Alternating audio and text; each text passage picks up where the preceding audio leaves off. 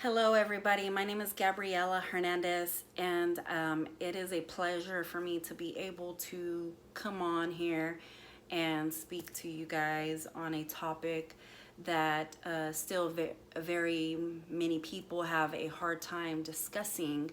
It's still a hard topic to even discuss in homes and in within families about domestic violence.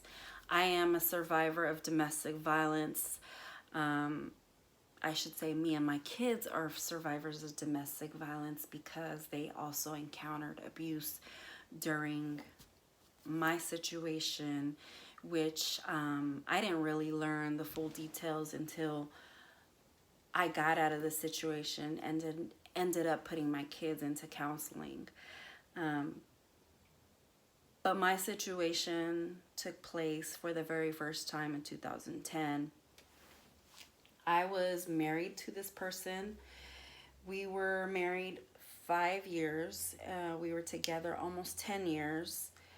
And I will say that during that whole almost 10 years, things weren't bad. They began really good. We had some really good times. But I will say that we had more of a bad time than the good times. So um, it was one of those situations where the red flags were there from the beginning, but I was blindsided, didn't really pay attention to those red flags. And I was one of those that felt like I could fix the situation. More so because of my kids, I thought that I needed to do things for them, work things out, and stick around, dealing with someone that was very physical, verbally, mentally, and emotionally abusive. Um, and people tend to think that abuse is only physical or verbal. No, abuse can be financially abusive. Um, they could be very manipulative. So I encountered all those. It wasn't just one or two, it was all the above, but just in different settings. So when my first encounter of being physically abused was in 2010, for me it was a regular day, meaning I woke up, went to work, took my kids to daycare, and came home after a 9 to 5. Um, I had actually started cooking and cleaning around the house because he wasn't working. But I always came home with nothing ever done. So my job was a never ending story. But a mom's job is a never ending story. So, that's something that you do 24/7. And so that day, um, as I can remember, I remember we were arguing, but because of the impact, I don't really remember what started the argument. I just remember feeling at that moment with someone in my face, and while they're calling me every name in the book, I remember just being spit on. And I remember telling him to back off, to stop, because of the fact that my kids were there. They were listening to everything. My daughter kept coming in and out of our room, not understanding what was taking place at that time. And so, next thing I know is I got headbutted really hard. And I just remember seeing white spots, and I was trying to catch my eyesight because it just went blurry. And I just remember feeling this very pound on my forehead. And at that moment, just everything started running through my mind like, oh my God, did I really just get hit in the head? What do I do? But the one thing that is very clear about that day was seeing my daughter standing there in a panic, crying. And I do remember just telling him to stop, look at what you're doing. And I remember trying to reach for her. And at that moment, I just felt his nails dig into my arms and feeling pain. And it was such a hard grip that I remember, like, oh my God, he's about to like pull my skin and leave marks on my arms. But next thing I knew was I ended up on the wall a couple times, repeatedly, one after another, after another. And I just remember trying to hold my head so that I wouldn't hit the wall. And I guess because I wasn't giving him that reaction that he wanted, it became more of an anger. And I remember just even looking at him that moment he grabbed me again, feeling the nails digging in my skin, like, oh my God, is this really happening? And not knowing what was going to happen next. But at that moment, I ended up on my bed. And like I said, I wasn't giving him the reaction or going back and forth with him or showing him that, oh, you're not going to do this to me, so I'm going to do the same thing. But I didn't fight back. I didn't fight back, verbally. I didn't fight back physically. So at that moment, his anger became, over rage, to the point where I started being smashed on my bed. And even in that sense, I don't even remember like how he stopped or what made him stop at that moment. But I do remember looking at him again and saying to myself, like, I feel like I'm looking at the devil at that moment. I remember looking in his eyes and seeing somebody completely different. Not the person that I had thought I was in love with. The person that I thought was going to protect me. And I remember in the beginning of our relationship, that was one of the topics that I had brought up, was that if he ever laid hands on me, that would be the end. I wouldn't put up with somebody like that because of the fact that I've realized going through counseling and healing for myself that I didn't encounter domestic violence once. I encountered domestic violence twice, and that was with my parents. Growing up with an alcoholic father, when I was in high school, he became very abusive verbally and physically towards my mom. And me being the oldest of four, I had to realize, like, wow, that is something that I never wanted to go. So I remember telling him, once you put me into that place or you open that door to my kids, that was it. But I remember after that altercation, he had locked me in my bathroom, took my car keys, took my cell phone, and told me that he wasn't going to let me out because I was very immature about the situation and that I was not handling it in the right manner of a woman sense, meaning that I wasn't doing things his way. And so he was telling me how immature and how worthless I was. And so a lot of the times he would belittle me and tell me that I was useless and that no one would ever want to be with somebody that was used goods after having 3 kids. So mentally, he was very manipulative. And at some point, I started believing everything that he started saying to me. But that day when he locked me in my bathroom after being headbutted, thrown into the wall, thrown into the bed. I knew that I had to leave and somehow I needed to get out.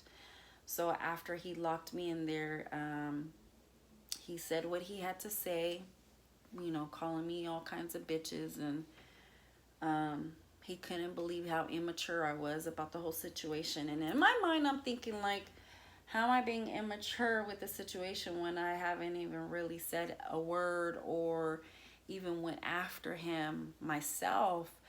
I just couldn't begin to understand his thought process.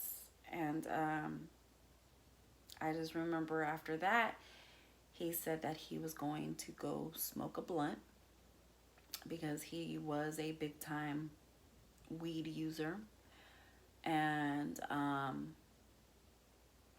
he said that after he was done, he was going to come back in, and that he was expecting me to be a woman and be woman enough to have a conversation to figure things out with him.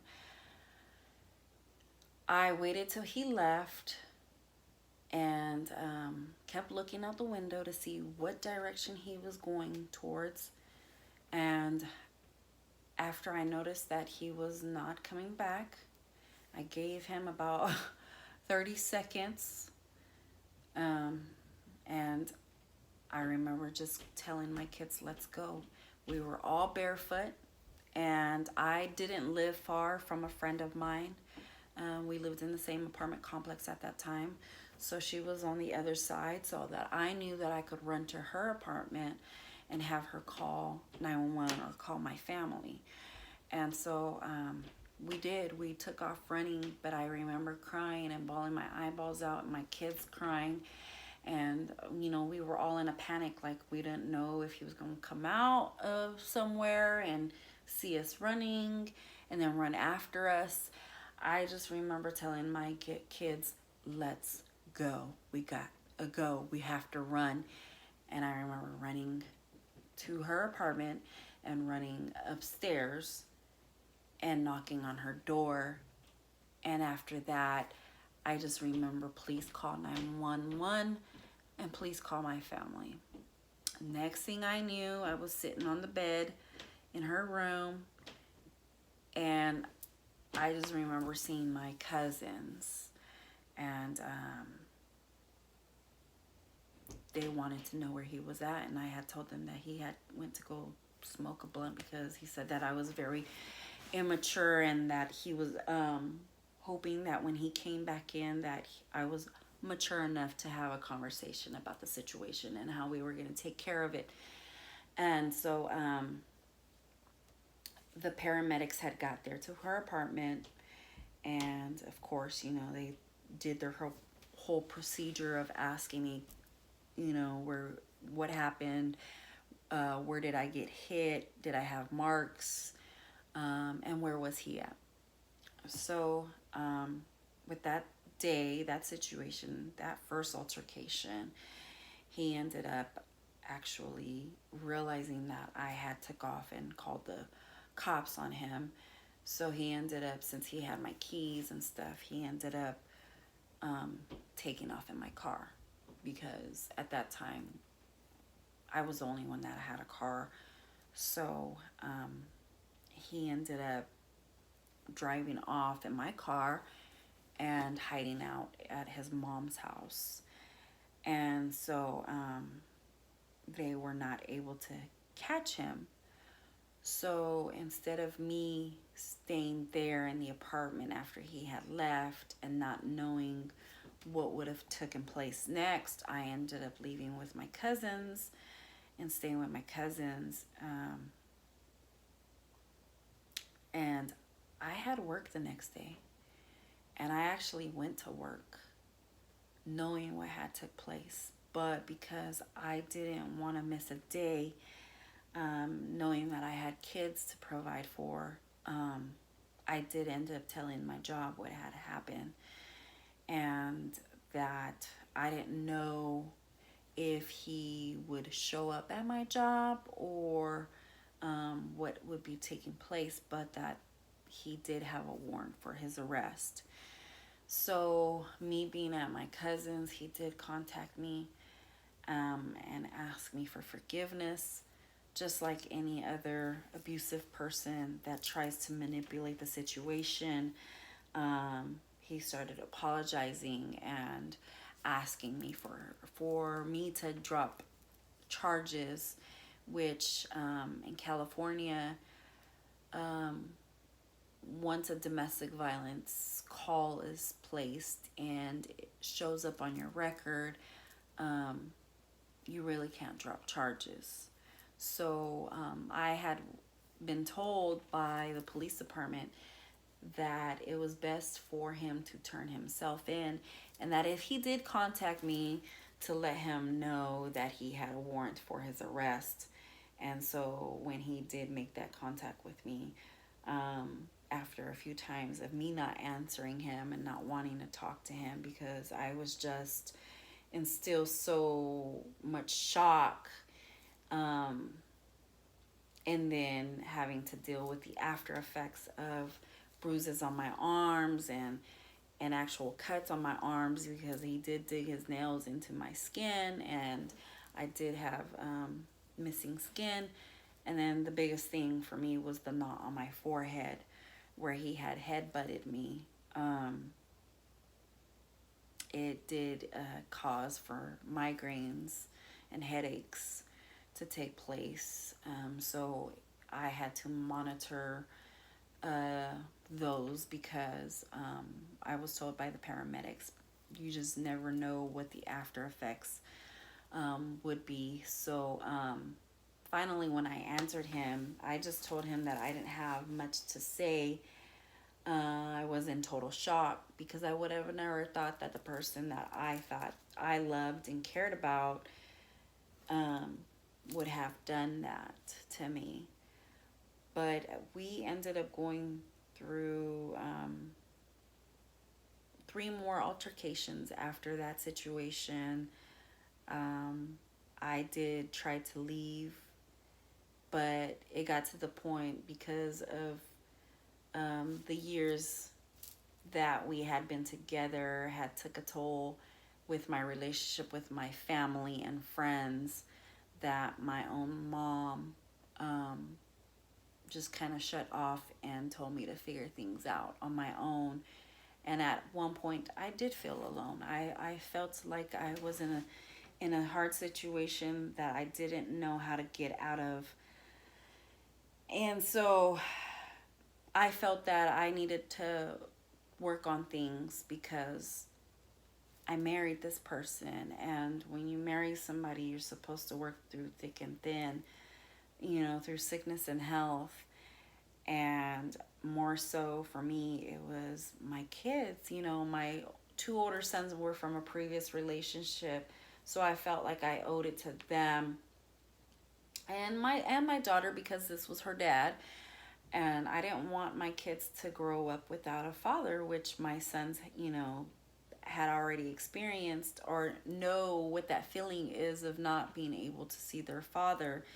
And so their situation with their dad, it was his choice not to be in the picture.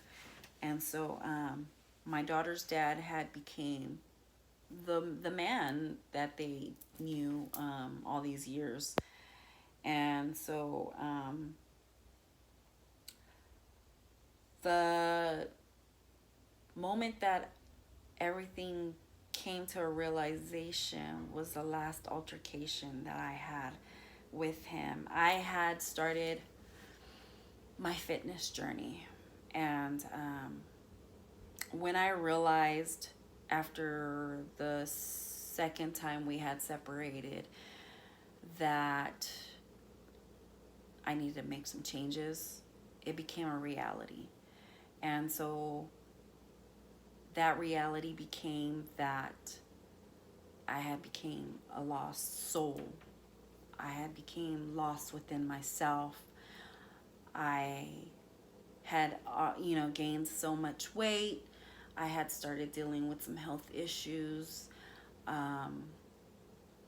I started dealing with anxiety, not knowing what anxiety was.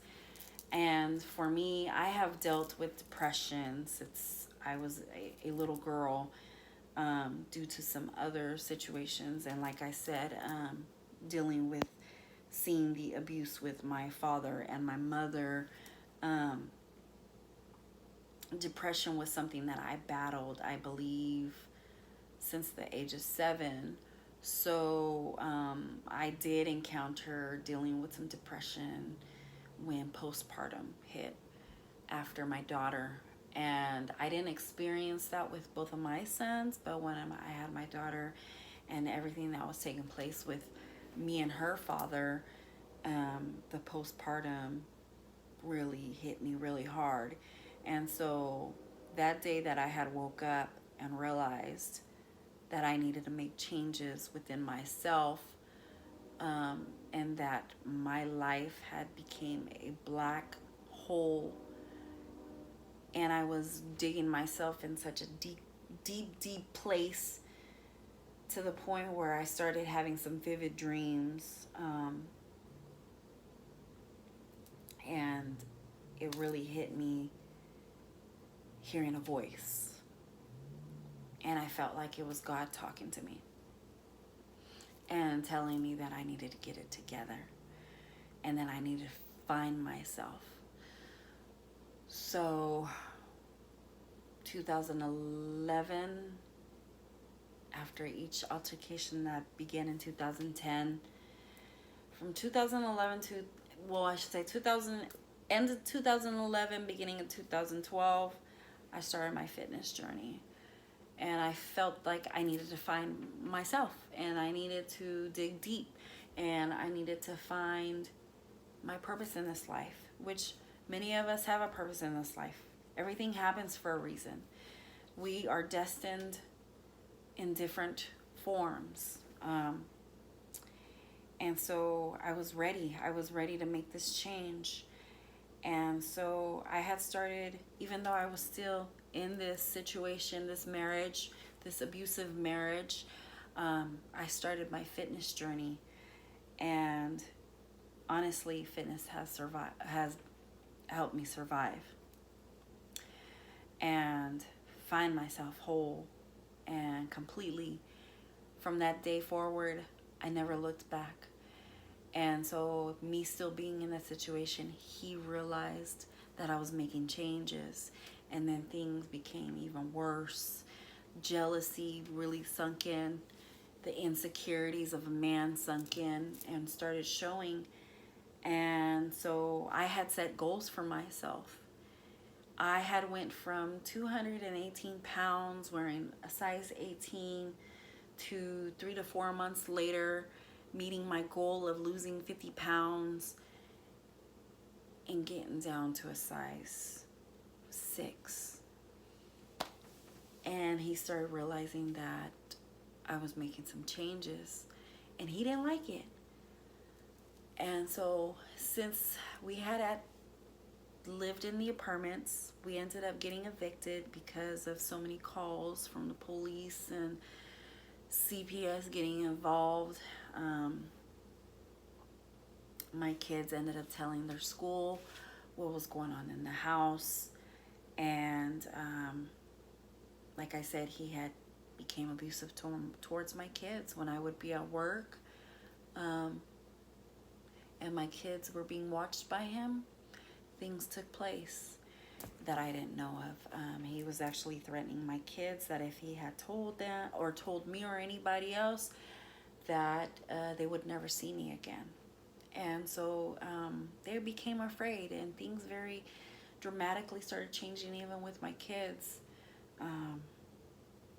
But we ended up moving into a house after we had got evicted, and we had moved into the house in July, and I only lived there till November 21st, the day that he ended up spitting in my face, and the last time he ended up calling me a bitch.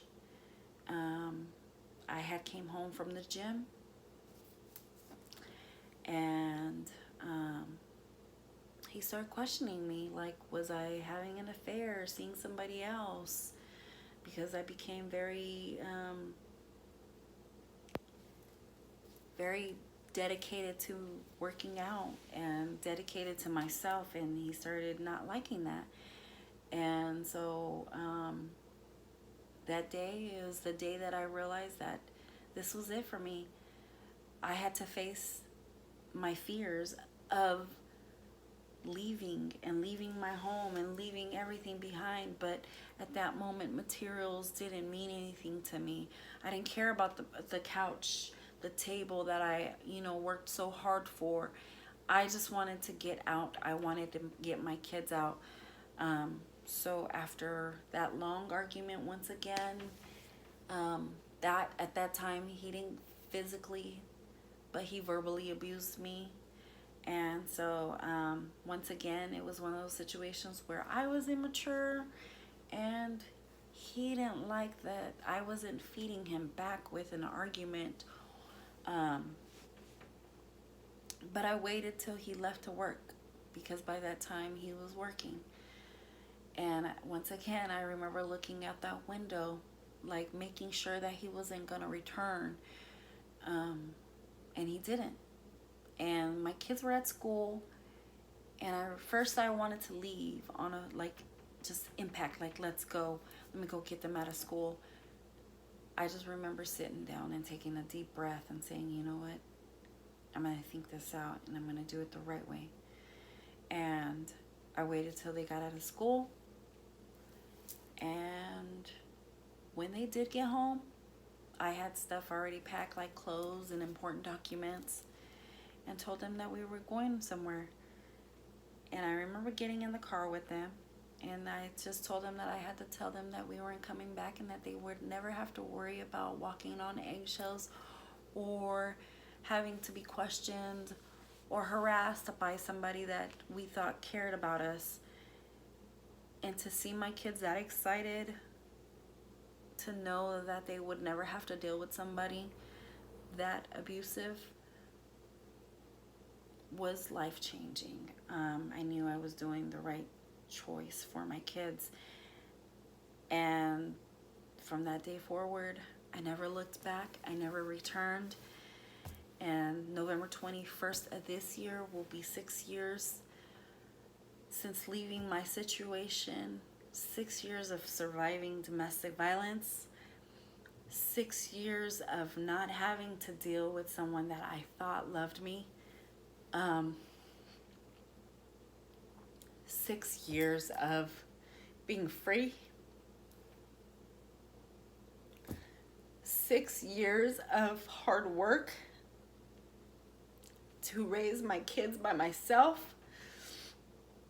6 years of knowing that I did this on my own, and that I survived, and that anything is possible, and that we can make it. We can make it on our own and not have to worry about being abused verbally or physically. Knowing that my kids can go to sleep and wake up and not live in fear.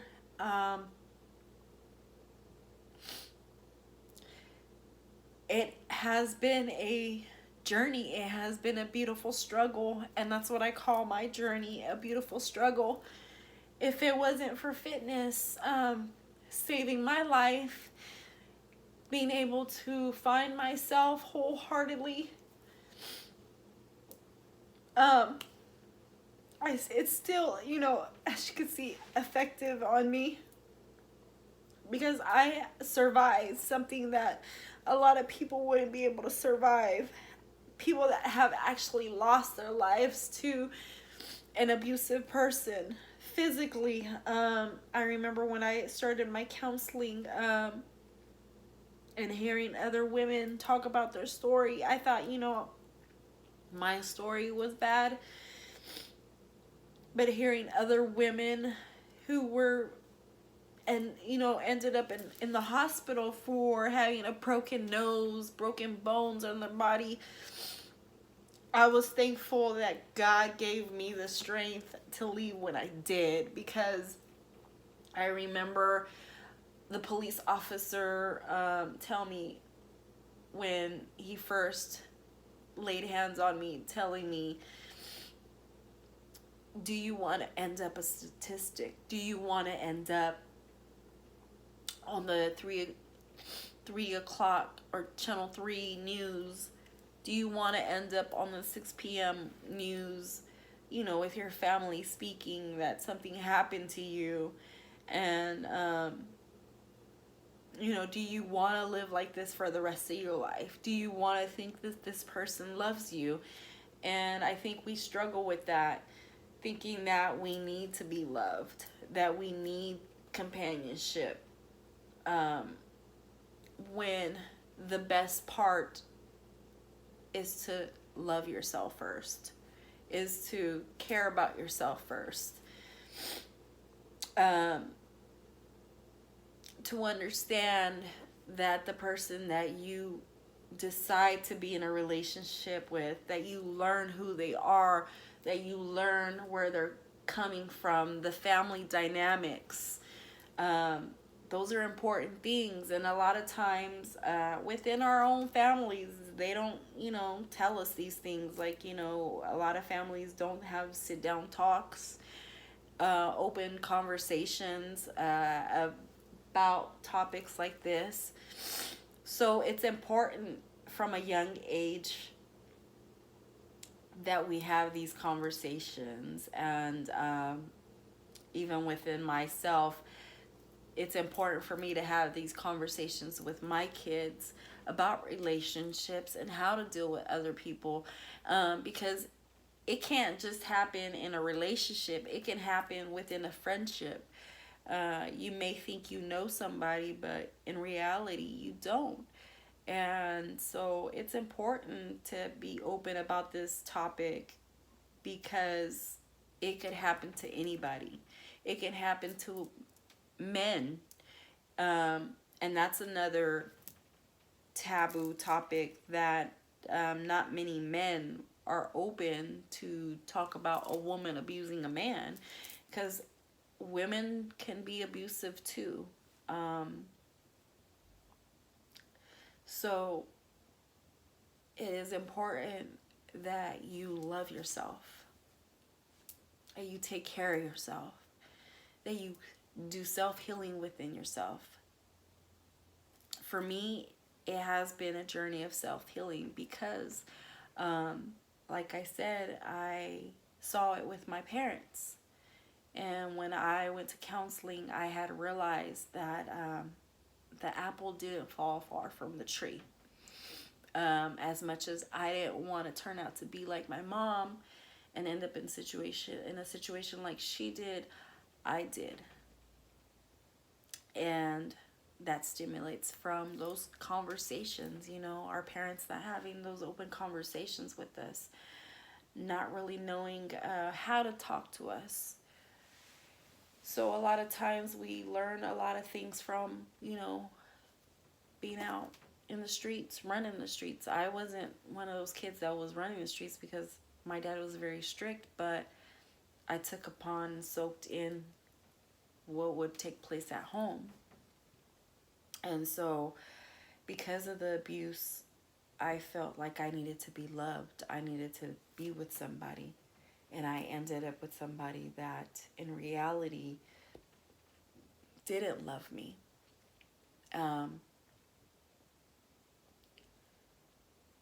I learned a lot within my counseling sessions about how I was dealing with traumatic issues from my past that stimulated, and I carried it into my relationship.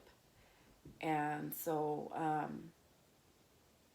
it is important for us to pay attention to the red flags of when we're in relationships, to pay attention to signs, like when you have your altercation with that person and how they respond, how they react. It's important to realize the things that we do that may spark something Because I had got to a point too where I started, pointing the finger at myself, thinking, well, did I cause this? Was this my fault? I started doing a lot of that, and I had to come to the sense like, no, it wasn't my fault. I can't blame me for his own insecurities, his own issues, his own baggage, his own trauma, his own situations that he still carries on that lingered on to our relationship. So I hope that me sharing my story shines a light on you guys. The importance of talking about domestic violence and being a voice and allowing yourself to open up and share. Or even if you know somebody that is dealing with domestic violence, letting them know that there are resources out there, that there are people that want to help, that there are people that they can call and say, hey, I need help. I need help to get out the situation. You can't be afraid, because your life matters. You matter. It's important to talk about these conversations even just on a random, because you just never know what anybody is dealing with.